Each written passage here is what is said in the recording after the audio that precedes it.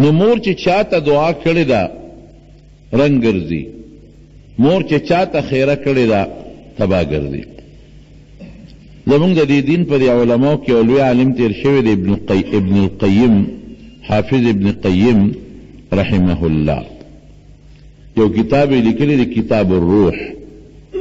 هغې کې عموما د قبر او د روح او د آخرت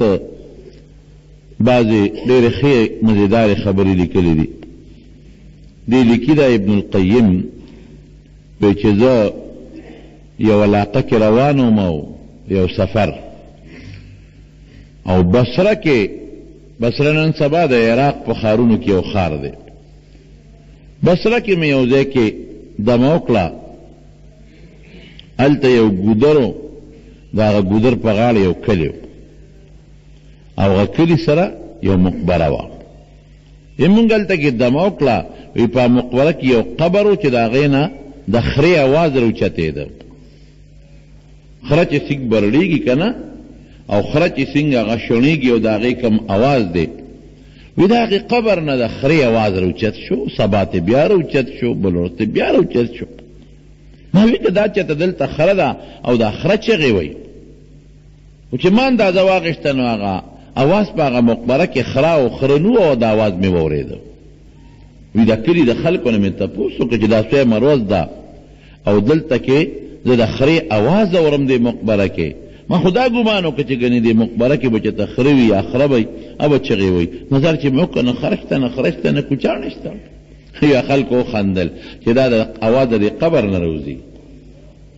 او دا روزانه دا اواز د دې قبر نه راوځي. دا مړی چې کله ښخ شوی دا اواز کېږي. نو چې دا ولې؟ وی دا یو ډېر بدبخته سړی و، او چې مور به کله هم خبرې کولې نو دی به مور ته په کنځلو شو، او ورته به وی لکه د خرې غوندې مه برړېږه. مور ته به وی لکه د خرې غوندې مه برړېږه. اوس هم بعضې خلک مور ته وایي خرې غوندې برړېږي، د خر په شان برړېږي. نو مور ته به همیشه دقه ټکې وي چې مور به کور کې لږه مواد اوچت که، نو ده به دی هلک به ورته وایي چې مور ای خرې غوندې برړېږي. وایي بس دی چې کله مړ شوی دی او مونږ ښخ کړی دی، نو روزانه دقه اواز مونږ اورو، قبر نه راوچتېږي. ګوره دا اواز خو دا بار مخلوق اوري، خو معلومیږي دا چې الله په قبر کې هغه سره د خرې معامله اوس کوي. اوازونه چې کوي اسې نه کوي، خو دنه پې عذاب شروع دی، دنه پې د خدای قهر شروع دی. او مور ته چې په کم سپک نظر کتلی دی، او مور ته کم سپکه خبره کړې ده، الله هم اقه سپکاوي ورته په قبر کې مقرر کړي. مور عجیبه شی دی جی. مور چې درته خیره وکړه، حدیث پاک کې راځي، نبی علیہ السلام فرمایي یو څو دعاګانې خدای قبلوي.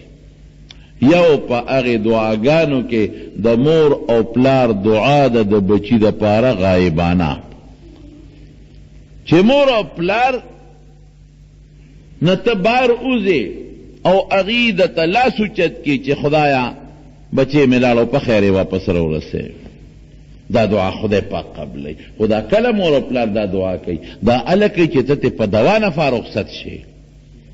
چې ته د مور او پلار نه ورشې چې بیبې مورې روان یم دوا راته وکړه، نو مور خوشحاله شي، زوی خوشحاله شي چې ګوره بچی ماله راغی. نو ته به بارې او دا مور به در پسې لګي دعاګانې به کوي. او که چېرته په دوا نه فاتې رخصت نه شو، نو سپېرې چې واپس کور ته راشې، نو بیا لومبې ښځه پرېږده، بچي پرېږده، مور له ورشه سلام پې واچه، السلام علیکم. په دې ستا نه څه لاړل؟ نه دې پې عزت کمیږي، نه در نه په دې پیسې ځي،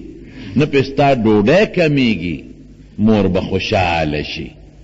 زړه نه به یې دعا وځي، اوهو دې بچي ګوره ښځه پرېښوده، زوی یې پرېښوده، او دې دا دې ماله راغی، خو مې سلام واچو. او که دا دې ورته وایي چې مور یا بیبي څنګه طبیعت دې څنګه دی، لا به خوشحاله شي، زړه نه به دعا وخېږي. هغه کار وکړه چې په هغه کار د مور زړه وګټې، هغه کار وکړه چې په کم کار د مور د زړه نه دعا وباسې، هغه کار مه کوه چې په کم کار د مور د زړه نه خیر وباسې. زمونږ د دې دین په دې کتابونو کې یو لوی عالم تیر شوی دی، علامه زمخشري، تفسیر هم د قرآن شریف لیکلی دی لوی تفسیر کشاف غټ تفسیر لیکلی دی دی په خپه ګوډو انسان د خامخا څوک ګوډه څوک شک چاته یو تکلیف نو د خپل واقع په خپل و چې دا په خپل ولې ګوډ شم چا دې تاسو کو وی دا ګوډواله د خپې کله نه دی پیدایشي دی وی نه زرا کوټه وم یو مرغې مې نیولې و مرغې مې ونیوله هغه مې بند کړه پنجره کې مرغې به بار زور کو مانه پرېښوده مور راته بچی دا مرغې پرېږده تا چې څوک په جیل کې بند کي په پنجره کې دې بند کي ته به خپه که به خوشحاله ستا بچی چې څوک په پنجره کې او په جیل کې بند کي نو ته به خوشحاله که خپه به دا مرغې ده پرېږده وی زره کوټې وم کشر وم نو ما دا چلو که چې هغه مرغې ته مې خپې ته تار واچو او پرې بېښوده تار مې لاس کې نیولې دی اوس هغه چې دا مرغې اوس بره زور کوي او ما خپې پورې تار تړلی دی زه یې نه پرېږدم دا پر وی او مې خپې پورې تار تړلی وی ما نه تار خلاص شو وی چې خلاص شو دا مرغې لاړه والوته په یو سوړه ننوته زه پسې وروختم وی چې وروختمه هغه تار مې راښکه چې دا مرغې بار راوباسم مرغې خو دننه کلکه وه خو نه راوته نو ما دونه زور ورکړه چې دا مرغې هغه پوټینې هغه ماشومه خپه مې وله ماته کړه خپه مې ترې راوویستله او مرغې دننه کلک پاتې شوه وی چې مور مې وکتل چې د خدای نیکبخته مرغې له دې خپه ماته کړه دا دې څه ظلم وکړه د خدای ظالمه نو ما ته مور خیره وکړه چې خدای دې ستا د خپه ماته کړي مرغې له دې خپه ماته کړه خدای دې خپه ماته کړه خپه شي که انسان دی او زمونږ دین هم دقه وایي چې په مخلوق باید رحم کې ظلم به نه کې دا د نبی کریم صلی الله علیه وسلم فرمان دی چې په مخلوق به رحم نه کې په بخاري شریف کې حدیث دی یو ښځه په لاره روانه و ډېره زیاته ګناهګاره وه ډېره ګناهګاره او یو کوي ته اوبو ته تږې شوه نو د کوي غاړې له ورله چې ویې کتل نو په کوي برقه نشته نو دې ښځې خپله موزه وویسته او لوپټې پورې وتړله او بیا پکې راوویستلې هغه اوبې وڅښلې چې ویې کتل نو یو سپی دی د کوي دا خټې خوري د تندې د لاسه دومره تږې دی دا ښځه وایي وی زه چې څنګه تږې ومه او تکلیف وراته معلومیږي دا چې د سپي ته مغه تکلیف رسېدلی دی دا هم جوړ د تندې نه ډېر تنګ دی نو دې دوباره موزه ورښکته کړه او په هغه موزه کې اوبه راویستې هغه سپي ته چې د ډنډوکې کې واچولې هغه سپي اوبه وڅښلې نبي علیه السلام فرمایي وی د هغه سپي باندې چې هغه ګناهګارې ښځې کوم رحم وکړو د هغې په برکت هغه ښځه الله وبخله صحابه ورته وایي وی مونږ ان لنا فی البهایم اجرا وی په حیواناتو کوم ثواب شته نبی علیه السلام او فرمایل او فی کل ذات کبد رتبت په هر جمدشي کې اجرون ستا ثواب شته چې رحم پې وکړې او همدقه بخاري شریف کې حدیث دی چې یو ښځه مې ولیدله په جهنم کې مې ولیدله او پیشو ورپسې نښتې و او چکونه یې پې لګول او دا ولې وی پیشوې ساتلې وه ګیره کړې وه نه په خپله ډوډۍ ورکوله او نه پرې خوده چې ځان له څه خپله ښکار وکړي او څه حشرات د ځمکې او څه اخري او ځان پې د لوږې نه بچ کړي نو هغه پیشو د لوږې مړه شوه د هغې پیشو بېرحمۍ کې هغه ښځه الله دوزخ ته دننه کړه او هغه پیشو یې پې مقرره کړه چکونه پې لګوي رحم به کې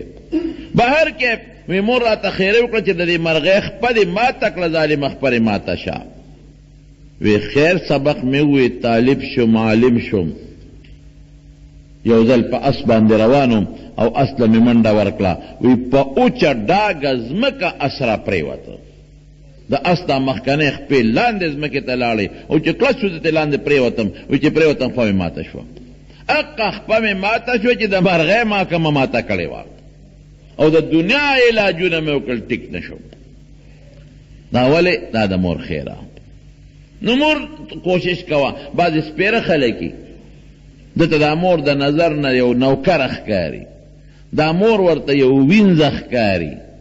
دی په خپله نشه کې د مور پروا نه ساتي دی خو په نشه کې دی وخت کې بچی ده او ښځه ده او مال دی او دولت دی او موټر دی او جیداد دی او کارخانه ده او منډې او ترړې دي مور ورته د نظر نه اسم نه ښکاري په هېڅ نظر مور ته نه ګوري دې وخت کې خو دې په جوش کې دی لیکن اللہ خوارسی نہیں کنا